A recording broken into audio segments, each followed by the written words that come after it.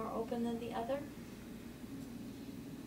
Yeah, right nostril, left nostril. So this is just one more physiological process that's automatic and that regulates itself that you don't have to pay attention to, but you can use as a sign, a road sign for how your body's doing. Every 20 to 120 minutes, the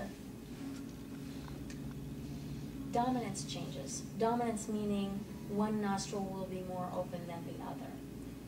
Generally, they both stay open, but one will close down somewhat. The tissue in the nasal cavity is erectile tissue. It engorges with blood and contracts when it needs to allow more and less air in. And this is a metabolic clutch for your body. It has to do with levels of activity and passivity. Left nostril is usually more open for taking in fluids. Right nostril is active for digestion and for speaking in front of people when you might be a little nervous. And the body uses this all day long. So sometimes when your emotional state changes, you may just have shifted nostril dominance. It has nothing to do with anybody around you or what they said or did or whatever. Your body just goes in and out of metabolic function. This helps hormones. This helps, remember the area at the base of the nasal cavity is just below the pineal, pituitary, and hypothalamus glands. So for it to shift what it's moving there, this is rocket science. It has to do with neural function. We don't really understand it. A lot of people think that it has to do with brain hemisphere focus, but the people that I studied with feel that it's more of a metabolic function, and it has to do with body temperature, with passive, with parasympathetic and sympathetic response, and your body knows how to do that. So the more you study all of these processes, the more you can use them to help your health. If you wake up in the morning and one nostril is just like there's cotton in it, and you can't get anything through there, but there's nothing to blow out. Nothing's in there at all. It means your body is having to shut down a system. It's having to really work hard to deal with something. It could be stress, it could be lack of sleep, it could be change in temperature, it could be emotions, whatever. It means your body's having a hard time so that you can respond to that. So what kinds of foods would be more soothing for your body, easier to digest and more nutrient filled? If either of your nostrils is closed regularly, you can begin working with that dynamic too.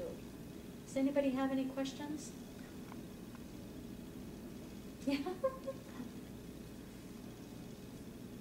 So with a 10-minute practice session every night before you go to bed, within a week's time, you're saying this can become like second nature? Or where we breathe like this throughout the whole day? No, you'll just become a little bit better. Okay. Every time you do it, you'll get a little bit better. Mr. Bill? One step. Yeah. It's just one step, just left. Not left and right. Yeah, just it's left, right, left, right. And it's a long journey. So you take one step and that helps you. That makes you stronger. Then you take another step. So just take one tiny little step, just one tiny little step. Then you get a little stronger, and then you take another little tiny step. And in a year or two, you come back, feel better. If you shift your breathing this much, then your digestion will be this much better. Your sleep will be this much better. Your hormones and your body temperature and your body's regulatory systems will be just this much better. Your immune system function will be this much better, and that's huge. That's gigantic. And remember, we're looking at 1 week out of 40, 50 years of patterns. But this much is huge. It's gigantic. So if you add a second week, then you're adding a little more. Third, Yeah. I mean, when you talk about steps, Bill, I mean, is it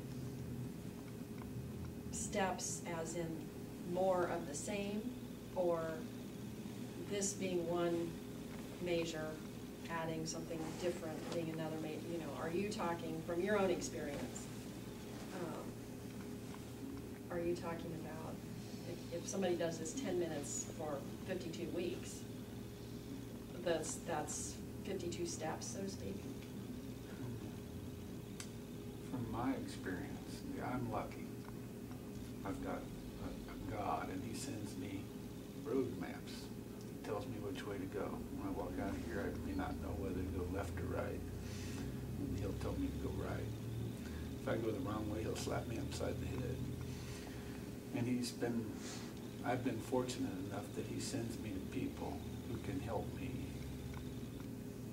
to be a little happier in life. And breathing makes me a little happier. Walking makes me a little happier. This is just one step. She said, if I breathe properly for 10 minutes before I go to bed, will I be truly happy in life? And I said, no. That's one step. And to be truly happy in life, we have to get to the top of the mountain. Yeah. And that's a whole bunch of steps.